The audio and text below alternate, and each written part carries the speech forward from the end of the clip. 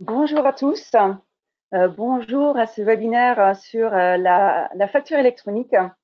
Est-ce que quelqu'un pourrait me mettre un petit confirmation comme quoi que ça fonctionne bien au niveau de l'audio? Alors, vous avez un chat au niveau de votre écran où vous pouvez mettre des messages. Apparemment, ça fonctionne. J'ai confirmation que ça fonctionne, c'est parfait. Alors, donc, comme je vous ai dit, vous avez donc effectivement un chat au niveau de ce webinaire où vous pouvez mettre toutes vos questions. Donc, n'hésitez pas tout au long de ce webinaire de poser ce qui vous passe dans la tête. Moi, je suis Esther, je suis responsable marketing chez Isagri et je suis aujourd'hui accompagnée par Thierry Ardion, Amélie Fraisier et Séverine de Montreuil. Donc, au fur et à mesure qu'on avance dans ce webinaire, je laisse les différentes personnes se présenter. Et donc là, pour commencer, je vais donc, on va déjà commencer par l'agenda. Donc, de quoi on va parler aujourd'hui? Nous allons parler de la réforme de la facture électronique, à quoi ressemble une plateforme de dématérialisation, de voir en fait comment on peut traiter une facture de vente ou une facture d'achat dans ce nouveau contexte. Et ensuite, on va discuter des critères de choix pour que vous puissiez en fait bien choisir votre future plateforme. Voilà, donc là, on va commencer par la première partie, donc un petit peu plus d'informations sur la réforme et je passe la main à Thierry Ardion. Alors donc Thierry, je te laisse te présenter et ensuite je te donnerai donc la main pendant. Bonjour, bonjour à tous. Je m'appelle Thierry Ardion, je suis directeur des produits pour Isagri et Agiris. Euh, je vais vous présenter la réforme puisque pour cette réforme, je suis impliqué en tant que représentant des éditeurs de logiciels avec l'administration fiscale depuis 3 ans. Et donc, je pilote le groupe de réflexion sur la facture électronique de cette association qui s'appelle SDDS, qui regroupe 40 éditeurs logiciels à ce sujet-là. Et je suis également administrateur du forum de la facture électronique. Euh, donc voilà, donc je mange de la facture électronique tous les jours depuis 3 ans. Et donc, je vais essayer de vous résumer ça en 10 minutes, un quart d'heure. Voilà. Donc, cette réforme de la facture électronique qui nous arrive, on va en parler en termes de calendrier, mais déjà sur un plan général, c'est un principe qui, euh, qui se généralise dans l'Europe entière en ce moment, euh, qui, qui est déjà pratiqué en Amérique du Sud ou dans d'autres pays depuis longtemps, qui est de centraliser, de voir circuler les factures au niveau des États et de faciliter leur circulation pour fluidifier l'économie française et en même temps l'observer. Et puis, bien sûr, aussi un objectif de réduction de la fraude, puisque la fraude à la TVA représente beaucoup de milliards d'euros. Cette réforme se décompose en deux concepts que je vais vous présenter juste après, qui ont des termes un peu anglais. Le e-invoicing, qui est l'obligation de transmettre les factures sous forme électronique. On va voir comment. Et le e-reporting, qui est la déclaration de toutes les autres ventes que vous pouvez faire et qui ne sont pas des factures, tout ce qui passe par des caisses, par exemple.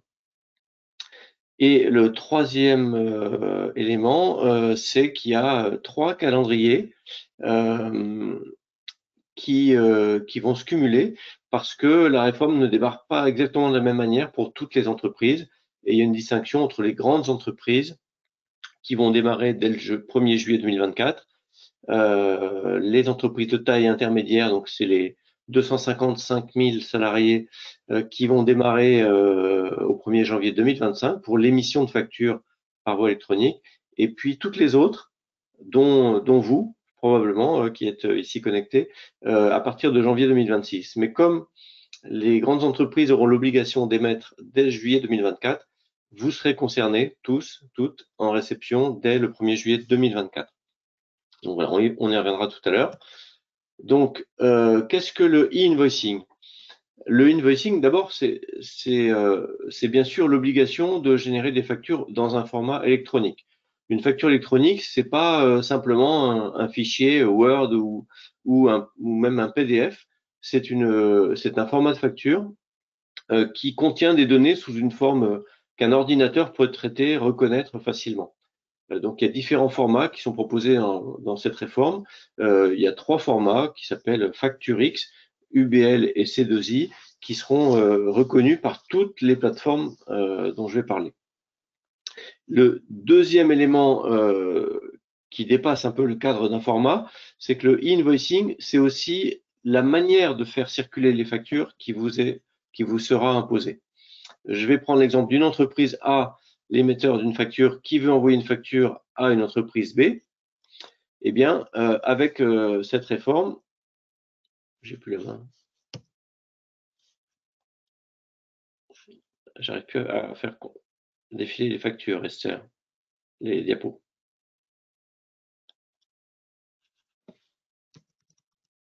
Hop là, ça y est, c'est revenu. Alors, donc, voilà, je vais reprendre dans le bon sens. Donc, cette entreprise qui doit émettre des factures n'aura plus le droit, à partir du moment où l'obligation s'impose, d'envoyer des factures par papier, bien sûr, n'aura plus le droit non plus d'envoyer une facture électronique, même dans le bon format, par email. Ça sera interdit également. Et on n'aura plus le droit d'envoyer directement un lien de téléchargement à un client pour qu'il télécharge directement sur votre site la facture. Ça, c'est interdit parce que la facture, elle doit circuler via des plateformes. Alors, vous entendrez 2 termes pour désigner les plateformes de facture électronique. L'un qui est le PPF, c'est le portail public de facturation. Peut-être que certains d'entre vous le connaissent sous le nom de Chorus Pro aujourd'hui, qui est aujourd'hui un portail qui sert à envoyer des factures aux collectivités publiques et aux administrations. Donc, il va être étendu pour servir également les entreprises privées. Et puis, il y a un autre type de plateforme qui s'appelleront les PDP, plateformes de dématérialisation partenaire, qui sont des plateformes privées qui pourront proposer la même chose que le portail public, mais qui pourront proposer des fonctions supplémentaires. Le portail public fera vraiment le minimum légal. Et donc, ces plateformes, elles vont devoir faire circuler les factures. Alors, la manière de faire circuler les factures, eh bien, ça sera simplement que l'entreprise, manuellement ou depuis son logiciel, va déposer une facture sur le site de sa plateforme, donc c'est un site web. Si le logiciel est connecté à cette plateforme, ça pourra se faire en un clic. Voilà. Cette plateforme, elle a un passage incontournable parce que elle a pour mission, au nom de la direction des finances publiques, de faire un contrôle de conformité des factures, c'est-à-dire de vérifier que les factures sont bien dans un format qui est techniquement lisible et en même temps qui contient toutes les données obligatoires d'une facture. Et donc une facture qui ne contiendrait pas les données obligatoires, qui ne respecterait pas les règles de numérotation chronologique ou qui utiliserait 2 fois le même numéro de facture sera rejetée immédiatement et donc le client ne la verra jamais. Si elle est conforme, elle va pouvoir continuer son parcours et dans les nouvelles données obligatoires qu'il faudra bien sûr collecter, il y aura le numéro de SIRET ou de sirène du client, du destinataire, qui fera partie du contenu de la facture. Et avec ce numéro de sirène ou de SIRET, eh bien, la plateforme pourra aller interroger l'annuaire national pour savoir quelle est la plateforme du destinataire, qui ne sera pas obligé d'avoir la même plateforme que vous. On pourrait comparer ça à l'annuaire des postes avec les codes postaux. Hein. Et donc, on va interroger un serveur national qui va dire, bon, ben, le client, l'entreprise B, il est desservi, il a choisi telle plateforme de réception. Et puis ensuite, la facture, avant d'être envoyée ou en même temps qu'elle sera envoyée, la plateforme a l'obligation d'extraire tout le contenu des factures pour l'envoyer à la DGFiP. Tout le contenu, c'est qui est le client, quelles sont les lignes du contenu de la facture, quels sont les libellés des articles, quelles sont les quantités, les prix unitaires. Voilà. Tout ça sera extrait pour la DGFiP qui pourra faire des contrôles de cohérence avec les déclarations de TVA qu'elle reçoit. Et bien sûr, donc la plateforme de l'entreprise A va envoyer la facture à la plateforme de l'entreprise B dans l'un des formats autorisés. Et cette plateforme va prévenir d'une manière qui sera convenue entre elle et l'entreprise B, va prévenir l'entreprise B qu'elle tient sa facture à sa disposition. Et là, de la même chose, soit l'entreprise B va venir télécharger sa facture, soit son logiciel de comptabilité, de gestion des achats va venir directement, automatiquement se connecter tous les jours pour dire tiens, voilà de nouvelles factures. L'histoire ne s'arrête pas là parce que la facture, elle a beau être conforme, si elle est arrivée là, on n'est pas forcément obligé d'être d'accord avec cette facture. Donc l'entreprise B, elle aura toujours le droit de refuser une facture qui n'est pas conforme à ce qu'elle attendait ou qui ne la concerne pas ou qui ne prend pas en compte les prix qui étaient convenus. Enfin, tous les motifs connus de refus de facture continueront à exister. Et donc cette information-là, elle devra l'indiquer à sa plateforme. Et donc c'est ce qu'on appelle les statuts des factures. L'entreprise B, si elle refuse, devra dire à sa plateforme, je refuse cette facture. Et comme ça, la plateforme pourra prévenir la plateforme de l'émetteur que la facture est refusée. La plateforme de l'émetteur pourra prévenir l'entreprise A qu'il faut qu'elle se mette en relation avec l'entreprise B pour comprendre pourquoi. Et elle devra aussi envoyer une contre-information à la DGFiP pour dire, je vous avais envoyé une facture pour contrôler la TVA, eh bien cette facture elle est refusée, donc j'annule ce flux, cette information. Donc voilà ce que c'est que le e-invoicing, qui, si on rentrait dans le détail, contient d'autres informations, comme l'information, par exemple, pour la TVA sur encaissement, est-ce que l'entreprise A bien encaissé l'argent d'une prestation de service? Et dans ce cas-là, elle devra aussi prévenir sa plateforme pour que la plateforme prévienne la DGFiP que la TVA devient exigible. Donc voilà ce que c'est que le invoicing. Donc vous voyez que ça change beaucoup par rapport à aujourd'hui, et ce n'est pas simplement le fait de générer un format électronique, c'est une manière de faire circuler les factures qui est totalement contrôlée par l'État. Le e-reporting, puisque j'ai parlé de deux concepts, c'est le complément. Le invoicing, il ne concerne, que je viens d'expliquer, il ne concerne que les factures émises par une entreprise assujettie à la TVA en France, qui sont destinées à une autre entreprise assujettie à la TVA en France.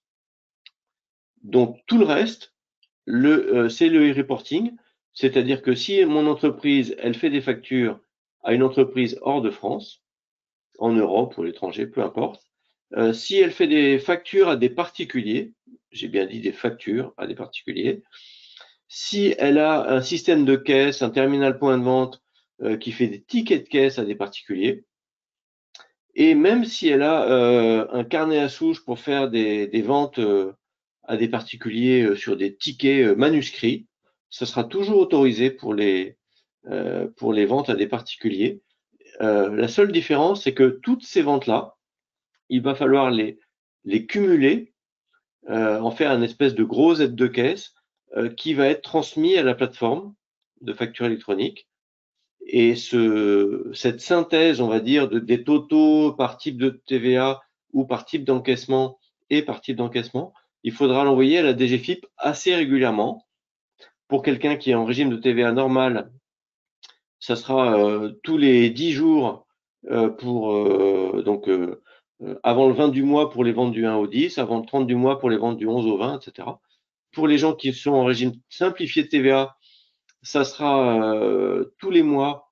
Et donc, pour les ventes du mois de janvier, il faudra envoyer entre le 25 et la fin du mois de février. Et pour ceux qui sont en franchise de base TVA, donc qui sont exonérés de TVA jusqu'à un certain seuil, eh bien, il faudra quand même aussi faire cette déclaration tous les 2 mois, entre le 25 et le 30 du mois suivant. La franchise de base TVA, c'est tous les gens qui sont exonérés de TVA jusqu'à un certain seuil. C'est valable également pour le e-invoicing, c'est-à-dire qu'un artisan, un auto-entrepreneur qui est en franchise de base TVA aura quand même l'obligation de passer par le e-invoicing pour envoyer ses factures. Donc tout le monde est concerné, voilà ce qu'il faut retenir. Je passe vite sur le calendrier que j'ai un petit peu évoqué tout à l'heure. La date principale, c'est le 1er juillet 2024, puisque au 1er juillet 2024, tout le monde, petite, grande entreprise, auto-entrepreneur, doit être capable de recevoir une facture via la plateforme qu'il aura choisie. Ce qui veut dire qu'il doit choisir une plateforme avant cette date. Sinon, il sera automatiquement rattaché au portail public. Et puis l'émission de facture, effectivement, la date d'obligation d'émission pour les grandes entreprises, c'est le 1er juillet 2024. Pour les entreprises de taille intermédiaire, c'est le 1er janvier 2025. Et pour les TPE, PME, donc les moins de 250 salariés, c'est le 1er janvier 2026. C'est ce que je vous ai indiqué sur ce schéma-là. le calendrier des PME, TPE. Ça ne veut pas dire qu'on ne peut pas démarrer avant. Et même, il est plutôt recommandé de démarrer avant le 1er janvier 2026, puisque le 1er janvier 2026, c'est la date à partir de laquelle 100% de vos factures devront être émises via une plateforme. Et donc, pour vérifier que ça marche, pour vérifier que tout fonctionne bien, il vaudrait mieux démarrer avant, quand vous voulez avant, dans les 18 mois qui précèdent. Et les grandes entreprises, il y en a quelques centaines, les ETI, il y en a quelques milliers, les PME, TPE, il y en a 4 millions. Si tout le monde attend décembre ou novembre 2025 pour s'en préoccuper et qu'il y a un problème, ça va saturer chez tous ceux qui pourraient vous aider à régler ces problèmes, puisque aider 4 millions d'entreprises en très peu de temps, ça va être compliqué. Donc, le bon conseil, c'est d'encourager à démarrer le plus tôt possible l'émission de facture, sachant que pour le e-reporting, qui est là vraiment une déclaration supplémentaire, on peut dire, bien sûr, il est facultatif avant le janvier 2026. Il faudra vérifier que ça marche aussi. Mais même si vous démarrez en septembre 2024 le e-invoicing, vous pourrez attendre décembre 2025 pour faire le e-reporting. Donc, voilà ce qu'on peut dire. Si vous voulez avoir un accompagnement, être sûr d'en bénéficier, d'avoir des gens qui peuvent vous aider, n'attendez pas d'être dans les bouchons de fin 2025. Et dernier point pour ma partie, je vous ai parlé des plateformes. Tout le monde devra choisir une plateforme avant le 1er juillet 2024, puisque les grands opérateurs EDF, Orange, etc. auront l'obligation de passer par ces plateformes pour vous envoyer les factures. Ils ne pourront plus faire autrement. Donc vous, si vous voulez recevoir leurs factures et les comptabiliser, il faudra les recevoir par une plateforme. Mais une même entreprise, si elle en a le besoin, c'est pas forcément l'idéal, mais si vous en avez besoin parce que vous avez plusieurs sites avec des systèmes informatiques différents, eh bien, vous pourrez avoir plusieurs plateformes. Donc, à l'idéal, si vous trouvez celle qui répond à tous vos besoins, c'est parfait. Si vous avez besoin de plusieurs plateformes, une par établissement, une par logiciel de facturation, vous aurez le droit. Si vous avez besoin d'une autre plateforme pour vos achats, là aussi, vous aurez le droit. Si vous souhaitez faire le e-reporting avec une autre plateforme encore, vous aurez le droit. Mais ce qui est sûr, c'est que c'est une permission pour vous faciliter l'adaptation à votre organisation, vos systèmes, mais moins vous en aurez, plus ça sera facile à gérer quand même. La seule vraie contrainte que vous avez, c'est que dès que l'obligation s'impose à vous pour émettre vos factures, toutes vos ventes à d'autres entreprises devront passer par une PDP ou le PPF. Que ça soit pas toujours la même n'est pas le problème de l'administration, mais vous, il faudra que vous puissiez envoyer toutes vos factures comme ça, puisque il y aura des pénalités et probablement des contrôles chez tous ceux qui ne respecteront pas cette obligation. Voilà ce que je vais vous dire avant de voir à quoi ressemble une facture. Je suis à peu près correct dans le timing. Merci beaucoup Thierry. Je peux répondre à vos questions tout à l'heure suite au chat. Là. Tout à fait. Donc oui, tout à fait. Donc vous pouvez toujours poser vos questions dans le chat de ce webinaire. N'hésitez pas, si vous avez des questions pour Thierry, voilà, vous pouvez les poser dans le chat. Alors, merci beaucoup Thierry. Donc du coup, on va passer sur la deuxième partie parce que là maintenant, vous avez certainement beaucoup de questions sur cette plateforme de dématérialisation, à quoi ça peut ressembler, comment ça fonctionne. Alors, nous avons notre experte Amélie qui est avec nous. Amélie, du coup, je vais passer sur la diapo suivante. Je te laisse te présenter, je te donne la main pour présenter ton écran par la suite. Amélie. Bonjour à tous, donc Amélie Fraisier. Donc, je travaille au sein du groupe Isagri pour la filiale security.com, qui est l'éditeur justement de cette plateforme de dématérialisation des factures, qui aujourd'hui dépose son dossier pour candidater à l'immatriculation en PDP. D'accord ? Parce que vous avez bien compris que si on veut pouvoir opérer au même titre que le portail public, avoir ce statut. Donc, le dépôt des candidatures se fait maintenant et la DGFiP va ensuite procéder à l'évaluation de tous ces partenaires avec un résultat final qui sera donné à la fin de l'année. Voilà. Donc, cette plateforme, moi, je vous propose qu'on la regarde un petit peu. Et hop, je vais juste fermer ça parce que je ne sais pas si vous allez le voir sinon, mais ça va nous embêter. Donc, je vais vous partager mon écran et on va regarder à quoi ressemble cette plateforme. Avant qu'on regarde à quoi elle ressemble, je tiens à vous dire que cette plateforme existe déjà, qui est tout du moins un point positif. D'accord? Parce que ça veut dire que ce n'est pas une plateforme qui a été inventée et qui n'a pas déjà finalement subi les utilisateurs, mais aussi, je dis subir, dans le sens où c'est toujours positif, quand une plateforme existe déjà, les utilisateurs qui travaillent dessus nous font leur remontée. Donc, la plateforme a déjà pas mal été adaptée en fonction des remontées des utilisateurs. Donc, ça, c'est un point positif pour tous les utilisateurs qui arrivent derrière. Donc, je vous montre la plateforme, elle ressemble à ça. Donc, vous allez voir, hein, c'est quelque chose d'assez basique finalement, c'est-à-dire qu'on s'y retrouve toujours dans le sens où on a un écran central et puis on a un menu à gauche. Donc, vous voyez, c'est assez épuré et je pense que c'est pas plus mal. Donc, vous avez ici tout ce qui va nous permettre de traiter les factures de vente. Donc, c'est très, très simple. Vous avez bien évidemment une fonctionnalité de dépôt où vous pouvez, si vous le souhaitez, venir déposer manuellement en glisser-déposer ou importer directement une facture ici. Bien évidemment, et ça Esther vous en parlera tout à l'heure, cette plateforme, elle est intégrée à tous les logiciels de facturation du groupe Isagri. Donc, quand vous utilisez un logiciel d'Isagri, qu'est-ce qui va se passer? Vous allez travailler votre facture sur votre logiciel que vous connaissez déjà. Et une fois que la facture, vous l'aurez travaillée sur votre logiciel, automatiquement, elle va passer par cette plateforme qui est candidate à l'immatriculation en PDP. Donc, tout ce que je vais vous montrer ici, si vous avez un logiciel Isagri, ça va être transparent pour vous.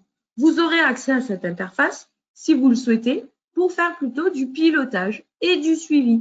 Mais bien évidemment, vous aurez tous les retours de où en est votre facture, est-ce qu'elle est correcte, est-ce qu'elle a bien été envoyée, est-ce qu'elle a été refusée par le client ou autre. Vous aurez toutes ces informations qui seront disponibles dans votre logiciel Isagri.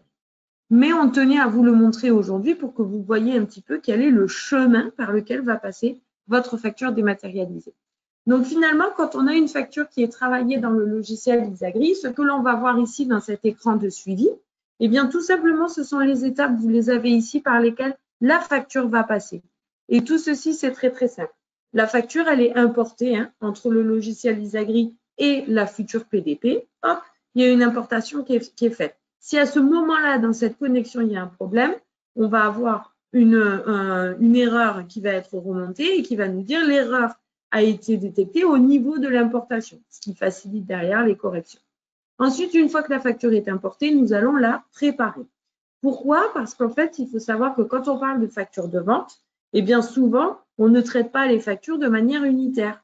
Vous allez certainement, à un moment dans le mois, aller sur votre plateforme et aller gérer, on va dire, je ne sais pas, une fois par semaine, plusieurs fois par mois, vous allez gérer mais plusieurs factures.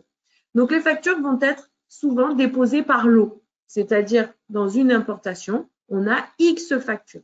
Donc, nous, ce qu'on doit faire, c'est qu'on doit venir prendre ce lot de factures et on va le découper en factures unitaires pour pouvoir ensuite transmettre chaque facture à son destinataire. C'est à ce moment-là aussi que l'on va mettre en place tous les contrôles qui nous sont demandés par la DGFiP en tant que futur PDP.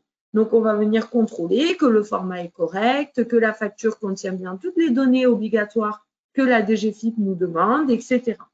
Une fois que l'on a fait ça, nous allons passer à la troisième étape, qui est une étape purement réglementaire, c'est celle de la signature de la facture.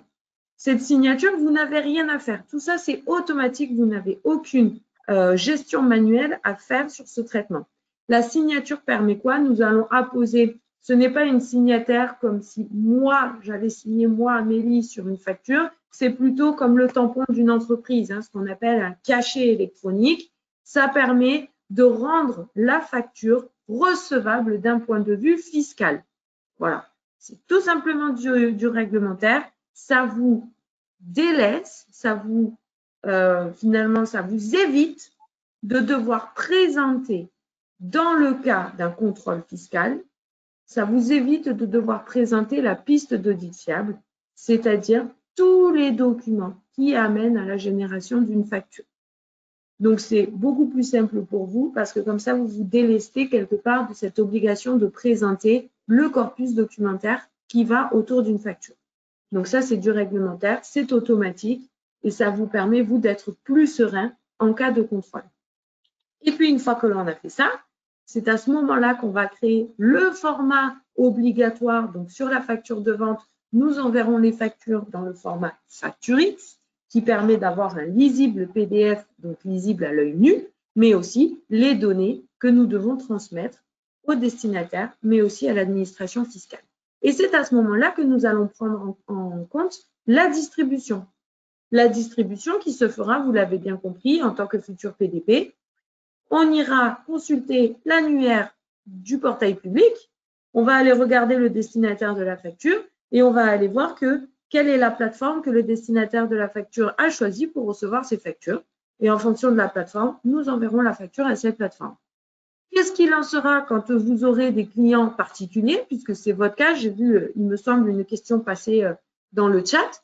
Tout simplement, quand vous aurez une facture qui doit être envoyée à un particulier, si vous n'avez pas de logiciel de caisse et que vous générez une réelle facture sur ce client particulier, eh bien la facture, nous l'enverrons au client particulier, soit par mail, soit en courrier postal. Voilà, donc ça c'est très simple parce que ça permet de concentrer les flux et de vous permettre d'avoir une seule plateforme qui va gérer le réglementaire, mais qui va aussi pouvoir gérer l'envoi de factures de vente à des clients particuliers et à des clients étrangers avec de l'envoi papier ou par mail et avec bien évidemment le e-reporting qui se fera automatiquement. D'accord? Quand vous êtes sur cet écran ici, si vous venez cliquer, vous voyez là j'ai tous les flux qui ont déjà été traités, qui sont partis en distribution. C'est un domaine de démo, donc on ne distribue pas réellement les factures. Mais vous voyez ici, lorsque je clique, qu'est-ce que je vois? Je vois que je suis dans une étape verte, ça veut dire que je n'ai pas d'erreur, la date à laquelle la facture a été importée, l'intervalle des factures, donc c'est-à-dire les périodes sur lesquelles elles se concentrent, combien de fichiers est-ce que j'ai reçus avec ce lot de factures et combien de factures compose ce lot. Donc là, ici, c'est un lot qui contient, et vous allez pouvoir le voir ici, 6 factures. Donc là, je vais avoir le détail en termes de, on va dire, de combien de factures compose ce lot. Je peux venir faire des recherches directement ici sur le lot par date d'archivage, par numéro de facture, par date de dépôt. On va pouvoir rechercher par code client, par destinataire et aussi et surtout, et c'est ça qui est très intéressant, par statut. Si vous voulez aller voir dans les lots qui ont été déposés directement, est-ce que vous avez des factures qui ont été rejetées, il vous suffira de venir ici et de venir sélectionner les factures qui ont été rejetées, d'accord, par les clients. Vous pouvez bien évidemment venir consulter la facture. Vous avez le lisible ici au format PDF qui va s'afficher, que vous allez pouvoir ensuite imprimer ou autre, etc. D'accord? Lorsqu'on est ici, bien évidemment, là, on est sur le lot de la facture. Mais il y a quelque chose qui est très important aussi dans la réglementation, c'est que vous devez archiver vos factures. Donc, l'outil prend en charge automatiquement l'archivage des factures pendant 10 ans. Donc, vous l'avez ici dans ce module-là, à gauche. Et dans ce module, on ne va pas retrouver les lots, mais on va bien retrouver toutes les factures unitaires. D'accord? Donc là, c'est pareil, vous allez pouvoir faire de la recherche avancée avec sur la date d'archivage, le numéro de la pièce, les types de pièces, est-ce que ce sont des factures ou des avoirs, les codes clients que vous gérez dans vos outils Isagri de facturation, le destinataire de la facture, le total TTC. Vous pouvez aussi faire des recherches sur les périodes concernées, les canaux de distribution et aussi, comme on l'a vu tout à l'heure, directement sur les statuts qui sont gérés aujourd'hui par Chorus Pro et qui seront donc gérés demain par le portail public de facturation. Toujours, vous pouvez cliquer et vous pouvez avoir le lisible de la facture qui s'affiche avec, et ça c'est important, la signature de la facture qui a été validée. Ça veut dire que votre facture est intègre et n'a pas été modifiée. Donc, c'est important. C'est du réglementaire aussi, mais c'est pour ça qu'on est là, c'est pour vous apporter la conformité à tous ces petits détails réglementaires.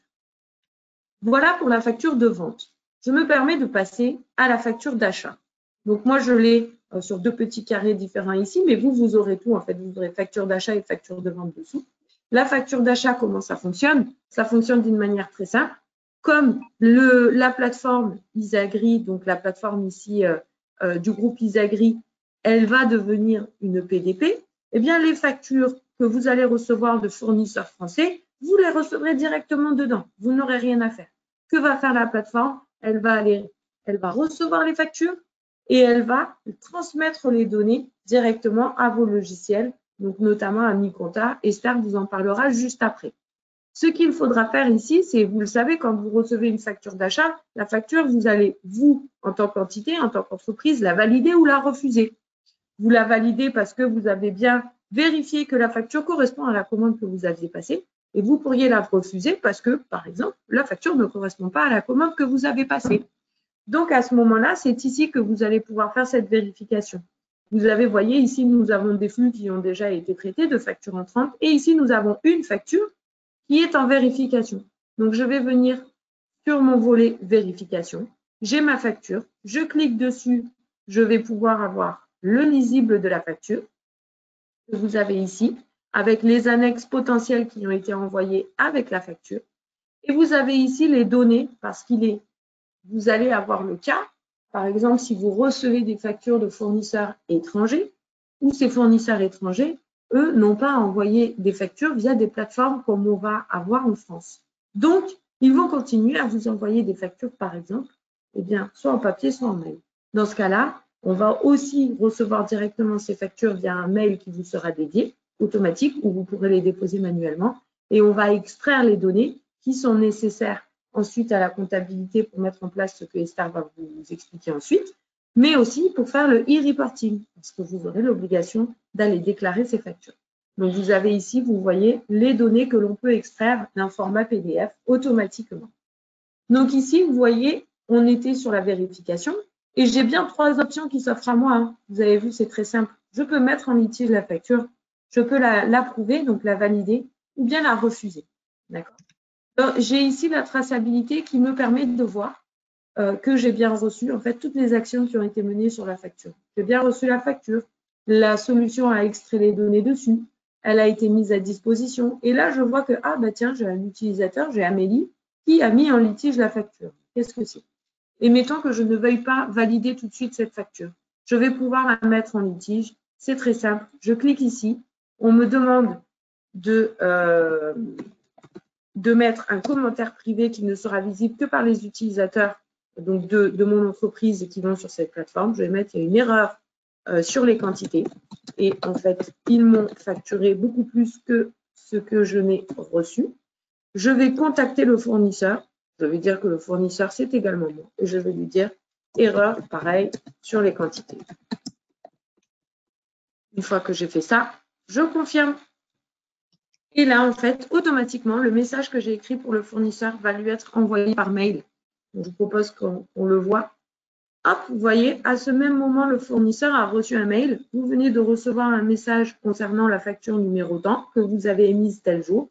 Voici le message. J'avais fait une petite erreur ici. L'erreur sur les quantités. Vous pouvez accéder à la pièce et répondre au message en cliquant sur le bouton avec un mot de passe. Ça, c'est important parce qu'il y a quand même une notion de sécurité. Donc, je copie le fournisseur va copier le mot de passe. Il va cliquer ici. Il va arriver sur cette page. Donc, lui, cette page, c'est à chaque fois qu'il reçoit un mail, il se connecte et il va pouvoir répondre à votre message. Ça évite les échanges de mails où l'on se perd et où on peut avoir le cas où un fournisseur, on envoie un mail pour mettre en litige une facture et puis le fournisseur nous dit « Je n'ai jamais reçu le mail, je ne sais pas de quoi vous me parlez ». Ici, on est assuré qu'il a reçu le mail parce qu'on va le voir après, on a toute la traçabilité. Le fournisseur, vous voyez, il a pas mal de factures en litige. Il va prendre celle qui nous concerne. Il va voir en fait en bas le message et il va pouvoir y répondre. OK, je corrige. D'accord? Vous n'avez pas encore validé cette facture. Donc, il est encore temps de la corriger. OK? Donc, il va corriger la facture et il va vous la renvoyer. Donc, celle-ci, vous allez pouvoir la refuser et vous pourrez aller valider la nouvelle facture qu'il vous envoie. Donc, ici, si on regarde, moi, je reviens là en tant qu'entreprise utilisatrice de ces plateformes. Vous voyez, j'ai rafraîchi parce qu'on est sur de la démo. Je vais sur la traçabilité. Je vois bien qu'aujourd'hui, le 15/6 à 10h03, Amélie a envoyé un message au fournisseur, erreur sur les quantités. Et à 10h05, le fournisseur a répondu, OK, je corrige. D'accord? Donc, vous avez cette traçabilité qui est tout de même non négligeable en termes de mise en litige. Et puis, une fois que j'ai fait ça, je peux dire, et mettons, j'ai reçu la facture corrigée, j'approuve ma facture. Ma facture, vous voyez, le statut a été directement changé. Et si je retourne dans le suivi, cette facture, vous voyez, elle est passée en approuvé ici.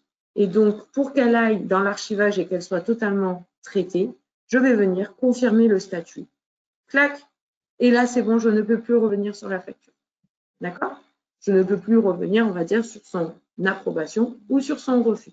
Et là, si je retourne dans le suivi, ma facture est passée en archivé.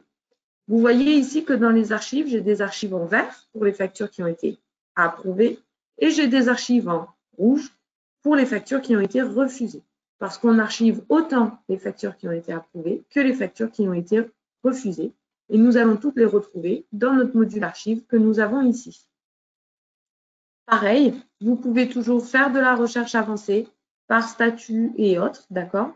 Et vous allez, comme tout à l'heure, et vous allez pouvoir avoir accès ici, hop, à toutes les factures, avec bien évidemment le lisible et le statut que l'on a sur la facture et toujours la traçabilité. Voilà. Merci Donc, beaucoup. je vais rendre la main à Esther. Merci beaucoup, Amélie.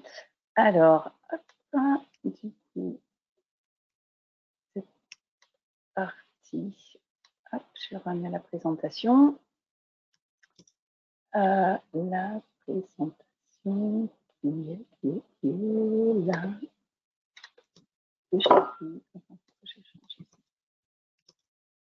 Hop là. Et c'est reparti, je crois. Yes. Hop, je vais mettre mode diaporama.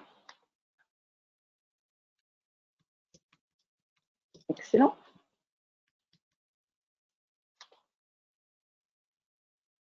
Alors, du coup, je repars. Oh, je suis allée trop loin. Comment la PDP fonctionnera? C'est ce qu'on a vu. Et donc là, on va aller sur comment la PDP fonctionnera avec mon logiciel de comptabilité. Alors donc, je vais laisser Séverine se présenter. C'est elle qui va nous expliquer. Séverine, je te laisse te présenter et je te passerai la main pour que tu puisses mettre que tu puisses bouger les. Ah voilà. Oui. Que tu puisses bouger l'écran. Voilà. Très bien.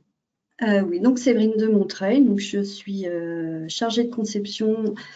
Donc je travaille pour le groupe Isagreen, donc en tant que chargée de conception pour notre logiciel Isacompta.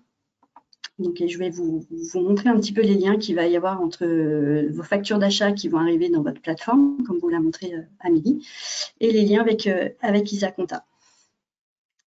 Donc, une plateforme qui sera validée, enfin une facture qui sera validée dans votre plateforme Security, celle-ci arrivera dans votre logiciel Isacompta pour être traitée. Donc, on a deux choix possibles.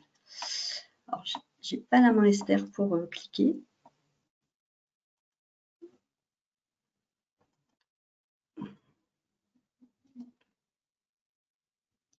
Tu me dis quand c'est bon.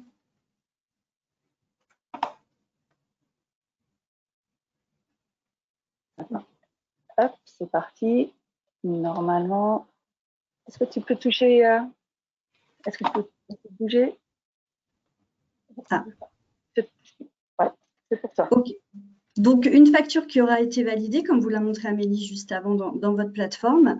Deux cas possibles pour qu'elle arrive dans Isacompta. Le premier cas, vous avez souscrit l'option AmiCompta. Donc là, votre facture sera automatiquement transmise à AmiCompta pour être transformée en écriture comptable automatisée. Puis ensuite intégrée dans Isacompta pour être comptabilisée dans Isacompta. Dans Isacompta, vous pourrez donc consulter vos écritures comptables et visualiser les factures associées. Le deuxième cas, vous n'avez pas souscrit l'option AmiCompta. Donc là, la facture sera automatiquement enregistrée dans notre plateforme de documents en ligne. C'est l'espace de stockage en ligne qui est lié à Isacompta. Donc cette facture sera enregistrée dedans. pour être donc visible dans Isacompta. Et depuis Isacompta, donc vous serez notifié qu'une facture est disponible et vous pourrez là vous-même du coup venir saisir l'écriture comptable correspondante. Donc nous aurons quelques champs déjà de pré-renseignés comme la date de la facture, les montants hors taxes, quelques champs pré-renseignés et vous n'aurez plus qu'à finaliser la saisie de votre écriture.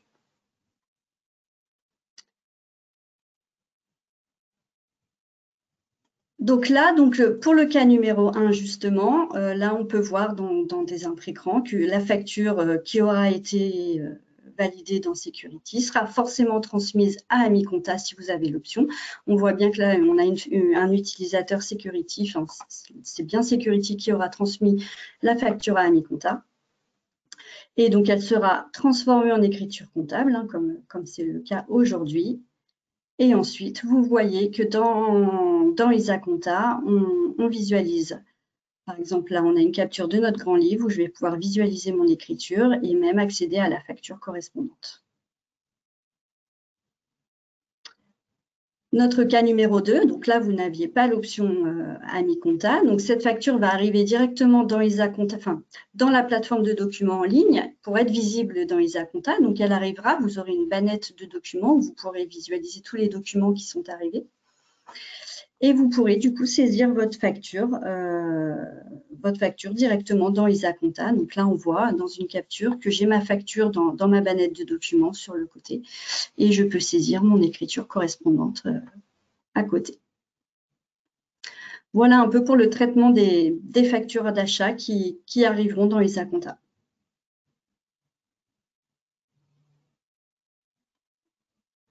Merci beaucoup, Séverine. Alors, je reprends la main. Hop.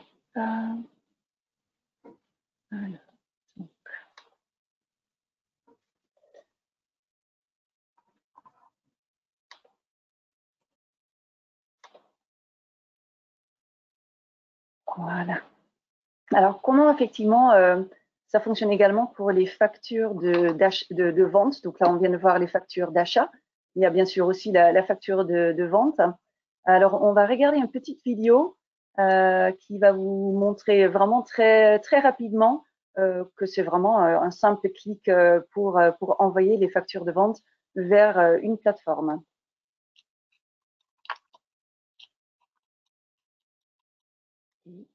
C'est parti.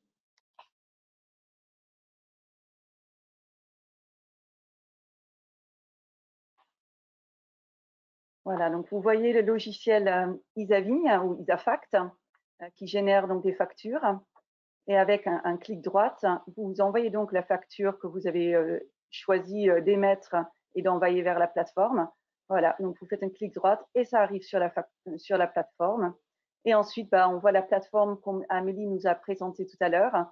Et donc, tout ce qu'elle a expliqué, vous pouvez donc le faire pour cette facture-là sur la plateforme. Donc, en très simple, vous allez sur votre logiciel de gestion commerciale, vous faites un clic droit et vous envoyez votre facture sur la plateforme. Et à partir de la plateforme, comme Amélie l'a expliqué, vous pouvez l'envoyer vers, disons, normalement, ça part toujours vers une plateforme de votre client.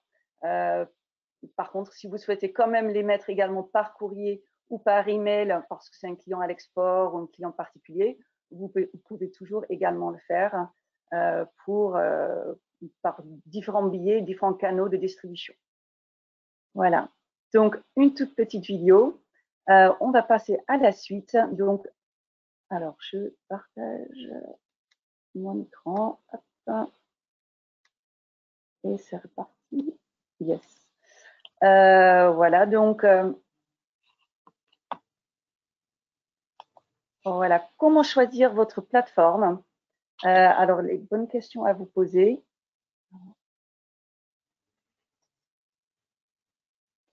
Alors, donc, les données.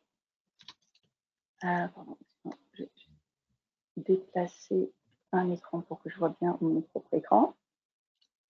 Voilà. Donc, les données de facturation, donc, bien évidemment, c'est important parce que ce sont des données stratégiques de votre entreprise.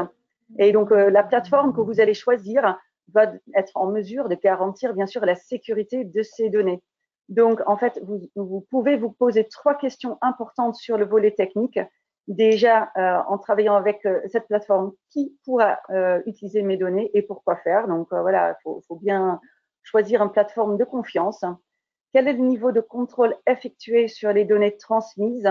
Donc, est-ce que les vérifications légales telles qu'elles sont demandées par l'État, est-ce qu'elles sont bien réalisées? Et Amélie, tout à l'heure, elle parlait de scellement électronique des factures.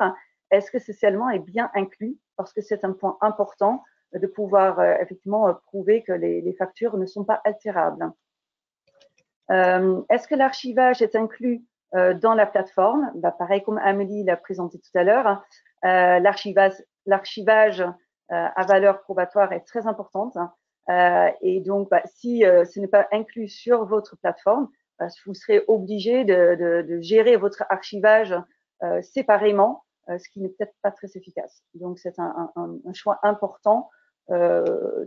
Voilà. Donc, ensuite, vous avez d'autres questions que vous pourriez vous poser avant de vous décider.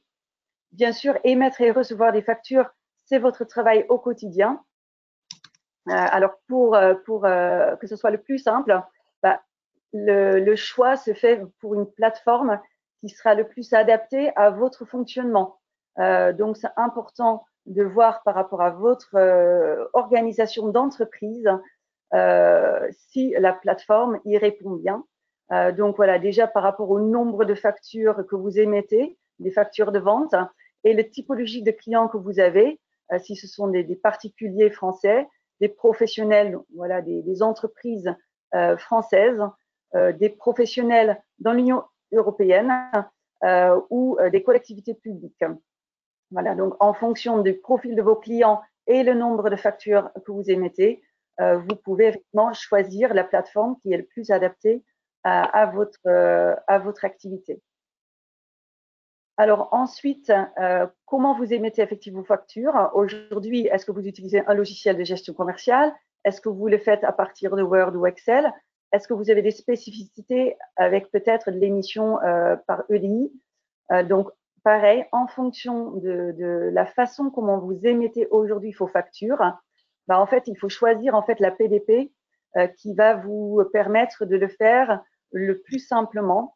Que la distribution par la suite vers donc les différents destinataires soit également le plus facile et qu'en termes d'e-reporting pour les particuliers et les professionnels,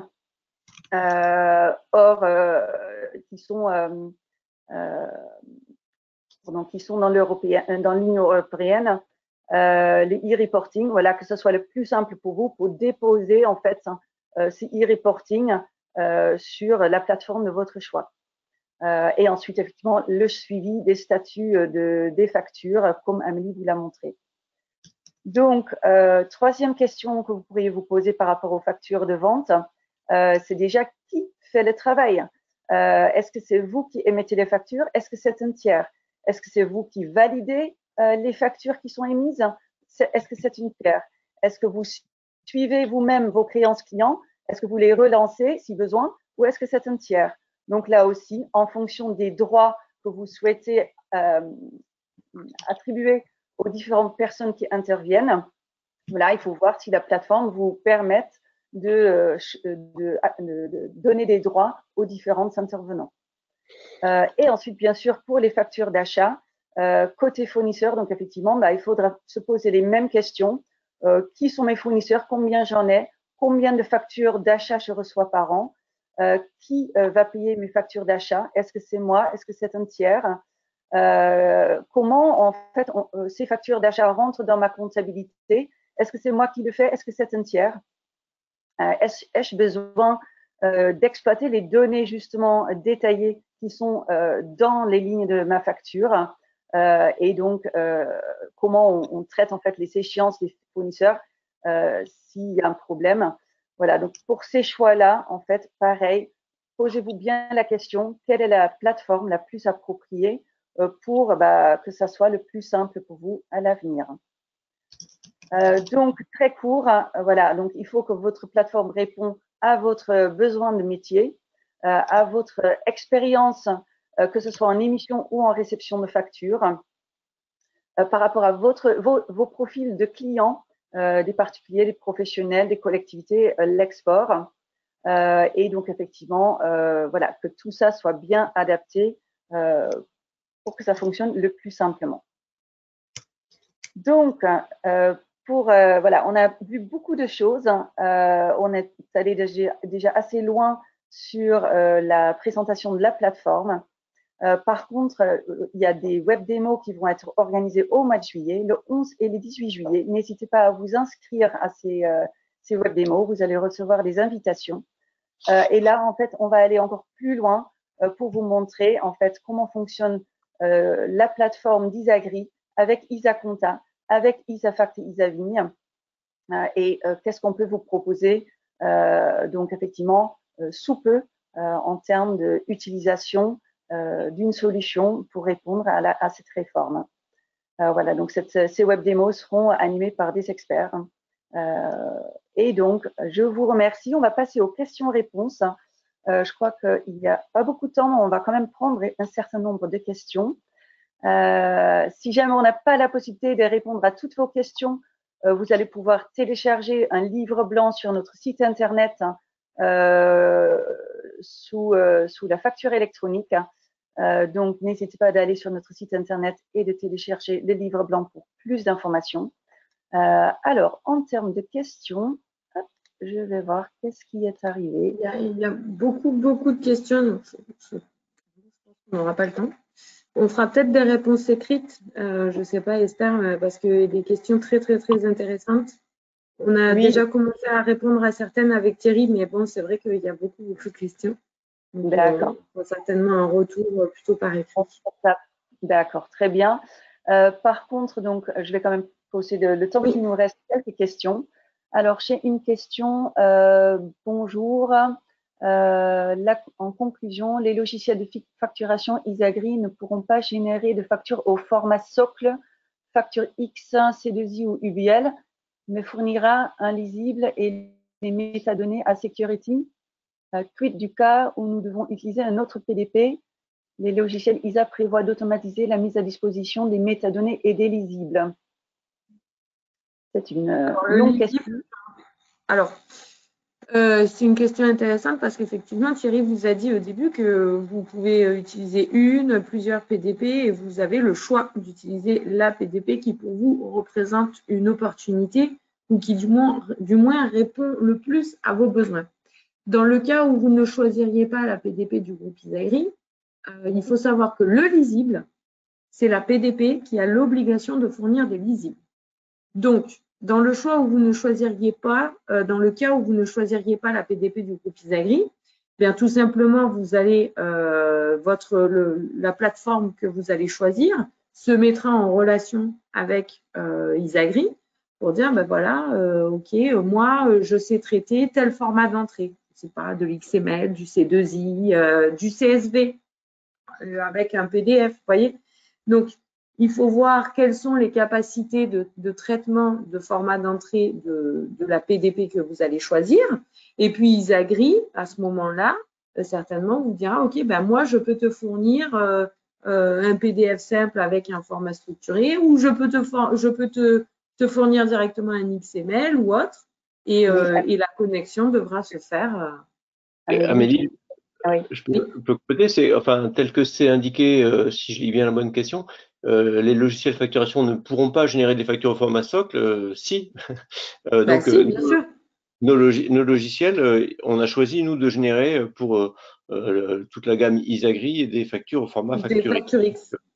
Pour les personnes, justement, ou même donc les personnes qui choisissent une autre PDP, ou pour les entreprises qui souhaitent se connecter directement au PPF.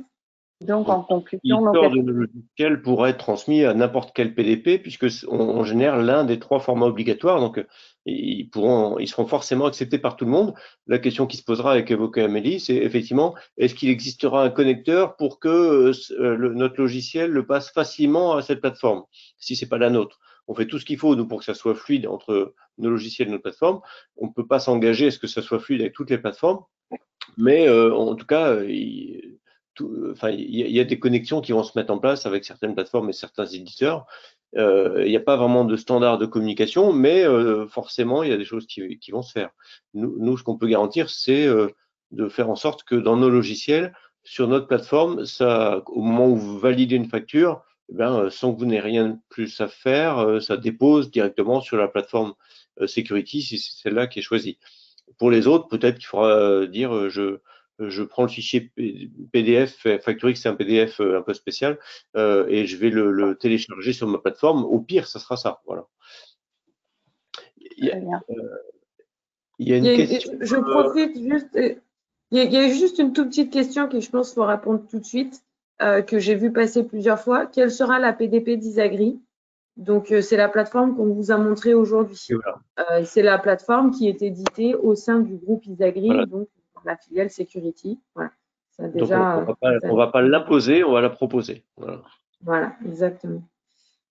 Il y a une autre question, je suis désolée, je suis lancée.